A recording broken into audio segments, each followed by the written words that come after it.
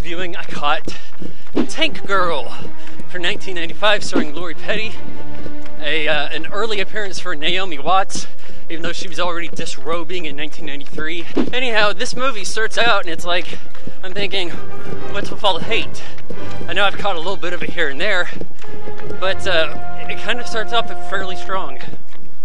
And then it really dive bombs. So anyways, Tank Girl, 1995, this is directed by a woman. This is based on a comic book published in, I think it was called Deadline, like a UK strip. And this concerns exploits of Rebecca, aka Tank Girl, in a post-apocalyptic world that appears to be Australia, though very few people speak with an Australian accent, though there are killer kangaroos later, known as the Rippers, who are attacking this group called Water and Power, the megalomaniacs ruling the area, killing people off for water, even though beer seems to be highly abundant. So, Tank Girl's whole family gets like kidnapped or killed, her boyfriend murdered. She gets captured by Water and Power, goes through some torture. These are some of the better parts of the movie. She's like mouthing off to him, and you get these really nice dolly shots showing kind of the geography of the area. This, I think, a $25 million budget movie. Not, enormous budget, but enough to make it not look cheap. I don't even remember ever hearing anything about this movie coming out. I guess it came out the same week as Tommy Boy and got destroyed. I never really saw any adverts for this film. So, Tank Girl ends up meeting up with, making friends with this girl named Jet, played by Naomi Watts. And it's my understanding that in the comic book, Jet is known as Jet Girl, and aside from Tank Girl, there's also like a sub-girl and all these other girls who use vehicles. But here it's really just Jet and Tank Girl. Though, hell, I think they may call her Rebecca the whole movie. They flee, but steal a jet and a tank.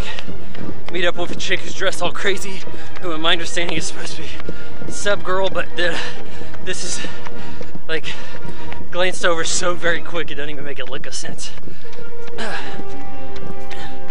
And then they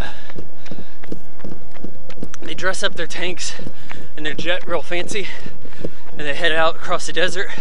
There's a lot of interspersed montages of sorts with mixing live action with still shots from the comic book and even an animated portion. It's my understanding that the comic book was created by the guy who'd go on and do the gorillas, and so some of that art style looks to have translated over in the animated portion, which is basically there because they forgot to film bits of the movie and ran out of money and end up doing parts animated. She goes to this place called Liquid Silver strip club where they play Bjork and dance around in silver.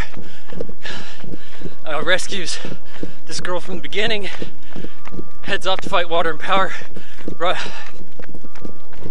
Rodney McDowell is the main bad guy here, chewing scenery, but he gets attacked early on in the movie and then goes AWOL for a good portion. Has a bunch of stuff done to him pretty much just to so that he didn't have to show up on set that day. Like, he wears a mask for a while, gets like a head transplant from the guy who only does eyes in Blade Runner. Yeah, they have their big fight at the end with the help of these Rippers, these mutated kangaroos with a backstory that didn't even need to be shared, because it involves a guy named Johnny Prophet who we never see alive, but they find his body dead. Yeah, the movie really becomes a shitfest at the end. But, though I like some of the art style, maybe it would have been better to dedicate the whole movie live action. or have gone animated or whatever. It just didn't make a whole lot of sense the way it was put into production, and the story really falls apart as the movie goes on. In fact, I would have liked to have seen more action with the tank. Maybe had Lori Petty look like she was actually driving the thing for a change. Maybe even a little more seriousness would have been better. Like she's kind of like Bugs Bunny, the way she behaves, but the world doesn't work the same way. And you know, I kind of like Lori Petty here.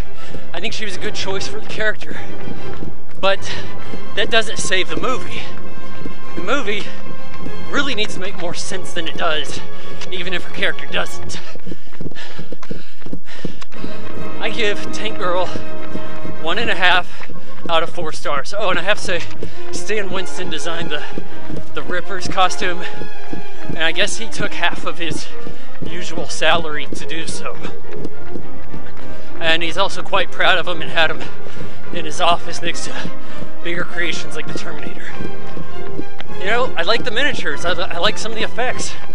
I like some of the art direction, the sets, the makeup, the costumes. It doesn't save a terrible script or severe production problems.